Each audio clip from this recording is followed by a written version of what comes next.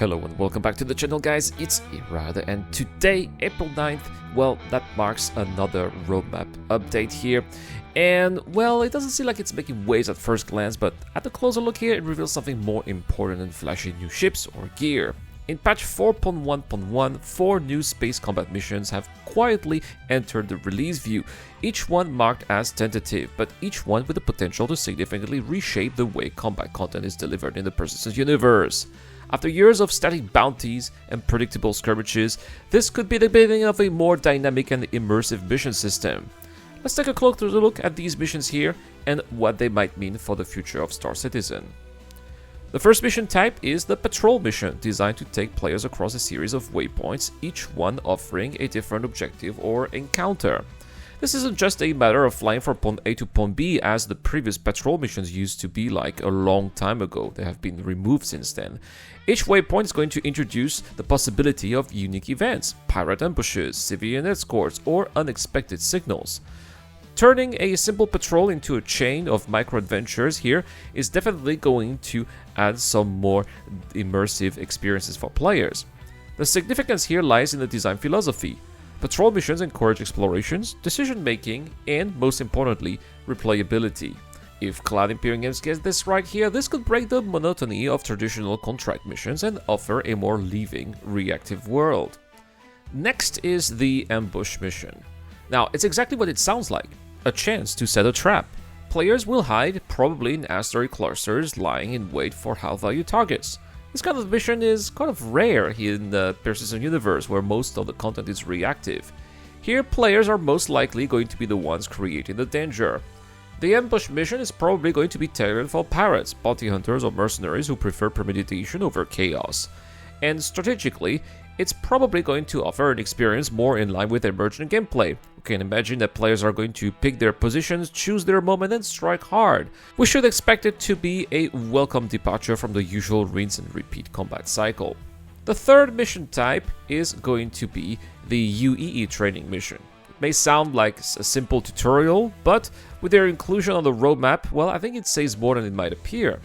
These missions are probably going to be designed to teach combat mechanics in escalating scenarios, likely combining narrative framing with hands-on challenges.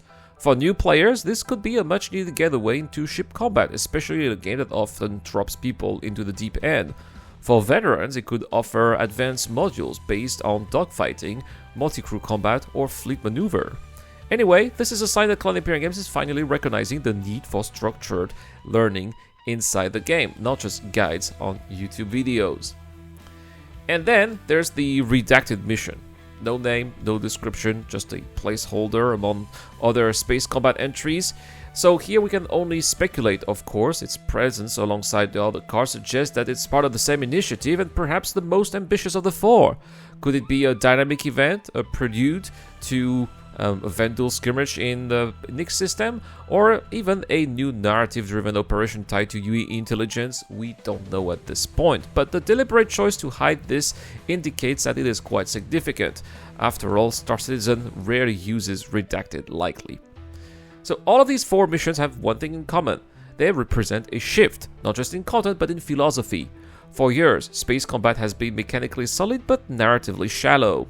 These new entries suggest a pivot towards scenarios with context, progression, and choice.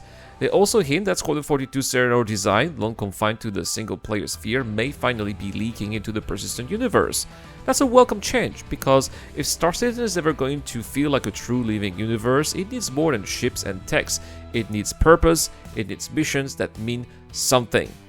Now, while the spotlight rightfully belongs to these combat missions, we should also briefly acknowledge the other additions that have been already marked as released, like the Train Column, as well as the Atlas Geo, and of course the Juvenile Valakars. All of those here have been put as released, and that's wonderful. Same as Wikilo, for example, or the new maps for Anarch calendar. So that's not really important, just like a little footnote here, but that's why I barely mentioned them in the video. But that's basically it, guys, for this roadmap update. I think it's really heading towards the right direction. These space combat missions, I was wondering where they were in 4.1. That's because they're coming in 4.1.1, but quite excited about those, and I'm looking forward to trying them and make some videos about these. But anyway, guys, that's pretty much it for today's video. Don't forget to like and subscribe. We've got 10 comments here for people who subscribe who will enter the Wheel of Names automatic entries for Patreon and YouTube members to get a chance to win this Anvil Super Hornet Mark II.